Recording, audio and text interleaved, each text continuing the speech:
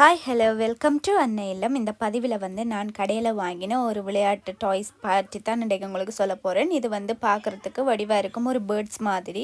இது பேட்டரியில் ஒர்க் பண்ணுறது. வாங்க இதை பற்றி முழுக்க தெரிஞ்சு கொள்ளலாம். இது நான் சவுத்தோல் கடை, இங்கே லண்டனில் சவுத்தோல் டவுனுக்குள்ளே வாங்கின பேர்ட்ஸ். இது ஒன்று பஞ்சவர்ண கிளி. இது இங்கே 2 இருக்குது. அது பஞ்சவர்ண கிளி. மற்றது குருவி. இந்த பஞ்சவர்ண கிளி நாங்கள் என்ன சொன்னாலும் அது திருப்ப சொல்லும். அதே நேரத்தில் அது ஆட்டோமேட்டிக்காகவே சவுண்ட் போடும், கதைக்கும். பாருங்க என்ன செய்துண்டு.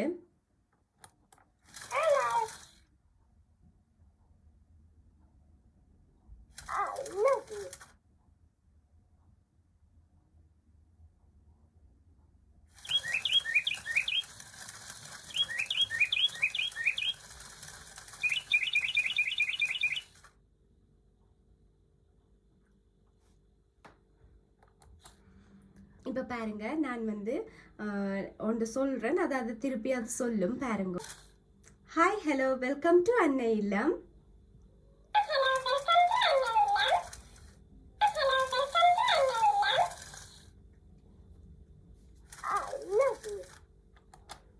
இதுதான் இந்த குருவியோட ஃபங்க்ஷன். இது கையாட்டி, அதில் இறக்கி ஆட்டி தலையாட்டி கதைக்கும். அதே மாதிரி இந்த குருவி குருவி மாதிரியே ஆக்சுவலா அப்படியே சத்தம் போடும். பாருங்க.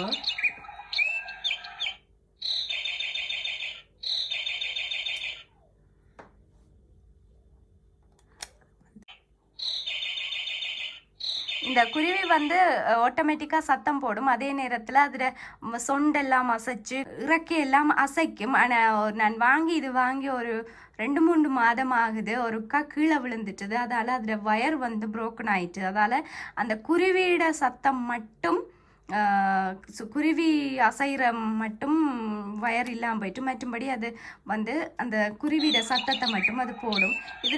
இது என்னண்டா, நாங்கள் எங்கே இருந்தேன்டா அதுக்கு எங்கே சத்தம் கேட்டாலும் அது டக்குன்னு கத்த வலிக்கட்டும். அதுதான் அந்த குருவியோட ஒரு ஸ்பெஷாலிட்டி. இப்போ நாங்கள் கதைச்சு கொண்டிருக்க திடீரெண்டு கத்துமேண்டா எந்த சத்தத்துக்கும் ஆட்டோமேட்டிக்காக அது குருவி போடுற மாதிரி சத்தம் போட வலிக்கட்டும். நீங்கள் அதை வேணாமண்டா அந்த பட்டன் அமர்த்தி நீங்கள் ஆஃப் பண்ணியும் வைக்கலாம். இதவே பாருங்க.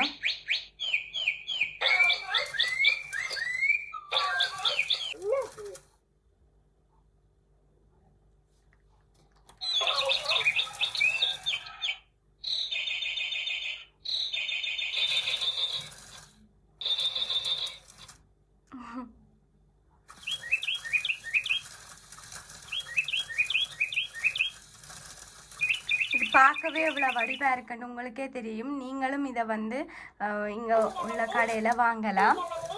சீப்பானது தான், ஆனால் வீட்டுக்கு வைக்க உண்மையாலுமே குருவி மாதிரியே இருக்குது.